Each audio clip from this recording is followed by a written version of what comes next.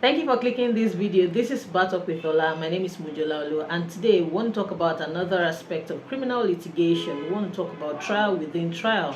In Nigeria, I had wanted to talk about this before, but for some reason we couldn't get to it on time. But recently, a viewer asked that we talk about it, and that's why it's an episode under the Ask Me Anything Legal series. So today we're going to be talking about trial within trial, what it is, how it's done, why it is done, and the recent clamors against and for trial within trial, if any.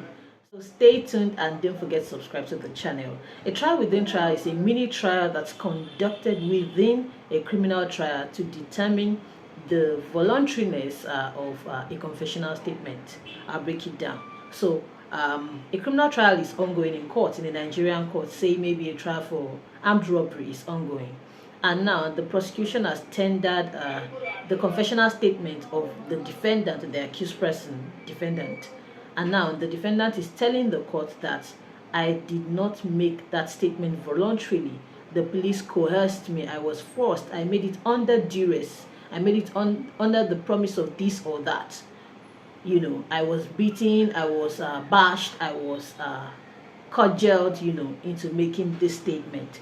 So once the defendant, usually through his counsel, says that he did not make the statement willingly and voluntarily, once he alleges, coercion in any form, the court is most times forced to conduct a trial within trial.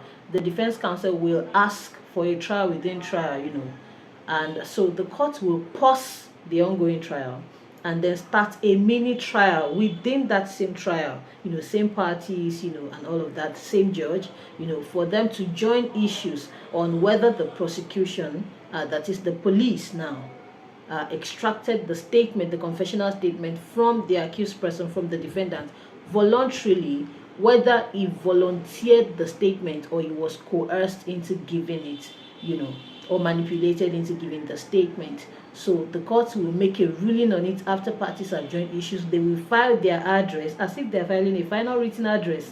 So it's like a mini trial. They file their address and then the court will rule on it. Depending on what the court rules, the statement will be admitted in evidence or it may not be admitted in evidence, and then the main trial will continue.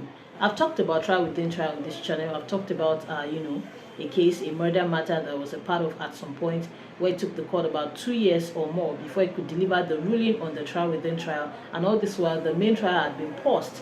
And because, at some point, one of the accused persons that was on bail stopped coming to court, absconded, jumped bail, the court had to pause for the prosecution to produce him in court because his lawyer was late also. So allegedly we heard that he thought or said to someone that since his lawyer died, the case had also died, and so he stopped coming to court. No one knew his whereabouts. The judge revoked his bail. A bench warrant was issued. Several steps were taken, but the prosecution, the defense, and the court combined could not produce him in court. So the case had to be paused for several years, and eventually his name had to be struck out, so that the case could continue, and then the judge delivered the ruling on trial within trial so that, the trial could now resume.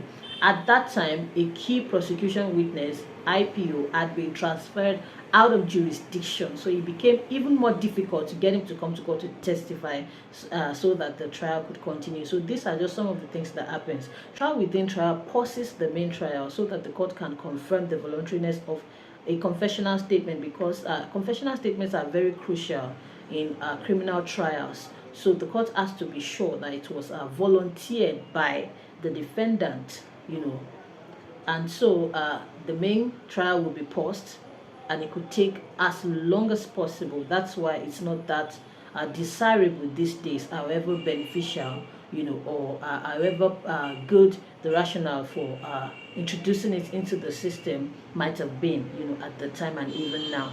So the main trial will be paused, and so it could lead or result into a lot of things, like what I've just stated, the example I just gave. So that's what trial within trial is. It's important to state at this point that trial within trial cannot really be traced to any rules or statutes of procedure, in the Nigerian criminal system. Rather, it is like an offshoot of the common law system, which practices the jury trial method, but it is a practice indeed in the Nigerian criminal procedure, the Nigerian criminal justice system. So it's often done, it is standard practice, even though it's becoming less and less desirable, and it's now being curtailed by practice directions in several courts, but it's not really it cannot really be traced to any statutes if we're looking for the origin of it in Nigeria, but it is something that is done as part of our criminal procedure. Now, what it does, the advantage is that it ensures that a victim of police brutality, of unorthodox, unlicensed, and unlawful means of extracting confessional statements is saved, from the harmful effects of such statements getting into evidence and being used against them. So it's protecting the defendant against the police, which should not be if the police would do what they're supposed to do. I've often said that the police, they are the bane of the Nigerian criminal justice system, and that still holds true today. Because if the police conduct their investigations properly, if they take confessional statements voluntarily without any force or coercion, we would not need procedures like trial within trial, and trials will be faster and justice will be done faster, because indeed justice delayed is justice denied. So that's the rationale for it, to protect the defendant against the police and sometimes against the entire prosecution. You know that the prosecution, that is the state, for instance, will act on the evidence that's furnished them by the police. So they work together. So it's important to protect the defendants. Stems from protecting their constitutional right to fair hearing and protection of their rights and freedom of movement, right to liberty, and right to life. So that's the import of trial within trial in the criminal justice system. Now, how is it done? The trial is paused, and then a mini trial is begun. In that mini trial, the defense would open by questioning the defendant on the process and the procedure and the circumstances under which or within which the confessional statement was obtained from him. So they'll ask him questions like, where did you make your statement? Did you write it yourself? Who wrote it for you? Was it read to you, after you had written it? Were you beaten? Were you forced? Were you promised anything? Were you coerced? Were you in your right mind, your right frame of mind when you wrote this? Who was there? Who was present? Who took the statement from you? Did you volunteer it in English or in Yoruba or in your native language? Was it translated for you? And was it read over to you? Did you sign this statement? Several questions. In what conditions? Describe the room where you made the statement. So several questions will be posed to the defendant by the defense counsel, to elicit information as to the involuntariness of the confessional statement, and then the prosecution will have the opportunity to cross-examine the defendant on those things that he or she might have said, about how the statement was taken. So after that, parties would, that would mean that once they have cross-examined, if there's any re-examination, it will be done, and parties would pick a date to file their address on the matter. So they would write their arguments, their final arguments on that matter on the trial within trial. They will write it as a final written address, the way it's done, and then they will file it and they will come and adopt it before the court. Then the court will adjourn to make a ruling on it. So after the ruling, the court decides whether to admit the confessional statement in evidence, based on whatever the court believes transpired, that is, whatever the court believes was the circumstances in which the confessional statement was taken, if the court believes that it was voluntarily made, it will be admitted in evidence. If not, it will be rejected in evidence, and parties will have to now continue and resume the main trial. So that's how it's done. Same prosecution, same defense, same defendant, same judge. Some parties may be afraid that maybe it will prejudice one party. No, because I know that I was with my principal one time, a long time ago, when I first started practicing, and a trial within trial was being conducted in our case, and then he was accusing the prosecution of lying in wait for him, that, you know, you've already seen what we have done in this matter, that we have nailed it, and that's why you're bringing up you know, these excuses, and you're trying to elicit new information during trial within trial. No, trial within trial is not the opportunity for anybody, prosecution or defense, to elicit new information or to add anything that was not part of the case. It is just to confirm the voluntariness of something that was already part of the case. That is the confessional statement. So that's what trial within trial is. So we talked about its origin, its rationale, how it is done, and at the present time, what is the fate or the state of trial within trial. Most courts and most jurisdictions now frown at trial within trial. It's becoming less and less desirable because it wastes the time of all parties involved, and it delays justice, the administration of justice. So although the Administration of Criminal Justice Act, the federal law, and several state laws have not prohibited trial within trials, they have made some provisions which can help to effectively do away with the need for trial within trial if complied with. For instance, in section 15(4) of the Administration of Criminal Justice Act, that's the federal law. Let me read what it says to you. It says, and I read, where a suspect who is arrested with or without warrant volunteers to make a confessional statement, the police officer shall ensure that the making and taking of the statement shall be in writing and may be recorded electronically on retrievable video compact disc or such other audiovisual means. Yes, so that is what the Administration of Criminal Justice Act, the federal law, says. Some states go ahead to say that it must be in the presence of a family member, the defendant's legal practitioner, or someone from maybe legal aid providing pro bono services if the defendant is not able to retain the services of a lawyer.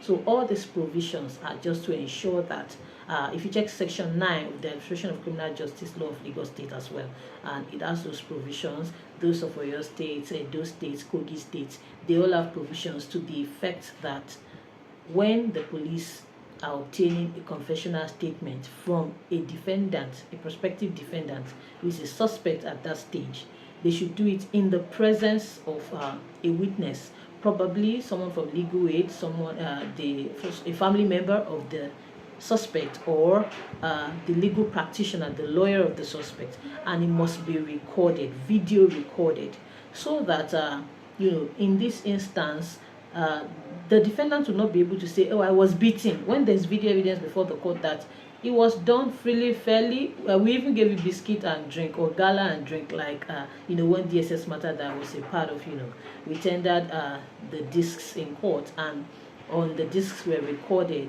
the way that the confessional statement was taken, whereby the defendants were even given gala and drink, you know, to relax them, and a lawyer from legal aid signed to say that she was part of the taking of the confessional statement. So just to establish the voluntariness. So that is one. There are three ways out of this, out of having to do trial within trial. So that's one. If that provision in each jurisdiction is complied with, it will eschew the need for trial within trial. The second thing is using the judge's rule. The judge's rule says that when the confessional statement is about to be taken, the police officer should caution the suspect and then record the date and the time and the place where the statement is taken. The accused person should write their own statement. If they cannot, then the police should write for them and then read it over to them, and then they should sign, the police should sign, you know, that they understand the content and this is their statement, you know. And the statement where the police is recording for the accused person must be written word for word, how the accused person is saying it. Yeah, and after that, they should take the accused person and the confessional statement to a superior officer who will then countersign. That is the judge's rule. Once this is done, it eschews the need for trial within trial if it can be proven before the court that this was effectively done. And the third way out is for the prosecution to lay a foundation. I've seen this being done, and I think that it helps a lot. So when the prosecution is giving evidence through the investigating police officer, they should ask the investigating police officer questions that would enable the investigating police officer say things about how the confessional statement was obtained, the room, the condition of the room, who was there, if the accused person wrote it themselves or if it was written for them and read over to them, essentially if the judge's rule was complied with.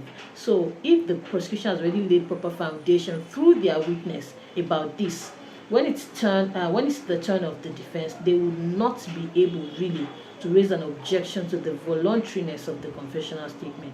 On the whole, if the police would just do proper investigation and conduct themselves lawfully in the process of investigation, we will not need trial within trial in Nigeria.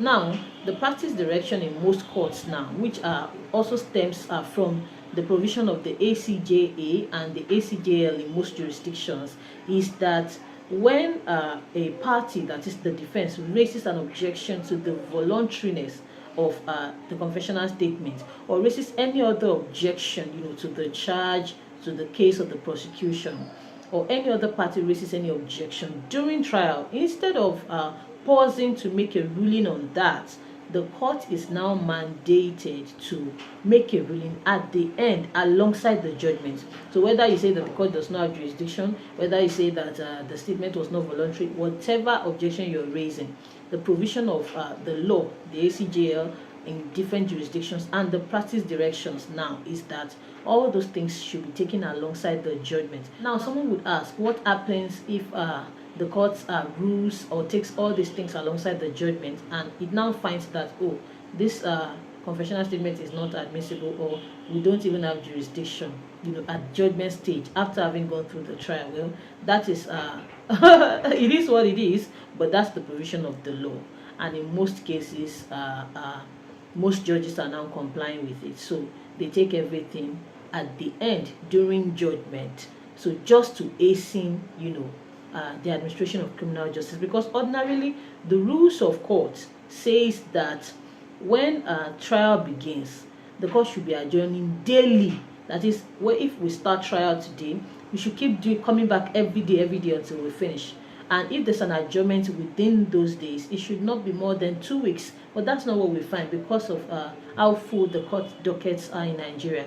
So we find that sometimes a criminal matter is adjourned for 3 weeks, 4 weeks even, and courts are not adjourning every day, because even if the court wants to do that, a party may say that they are in another matter, they will not be there, or the defendant or the defense may not be around, or the prosecution might not be around. Anything could happen. A witness might not show up. So there are several provisions already in our law just to hasten up the administration of our criminal justice, if only these things will be or are being adhered to properly.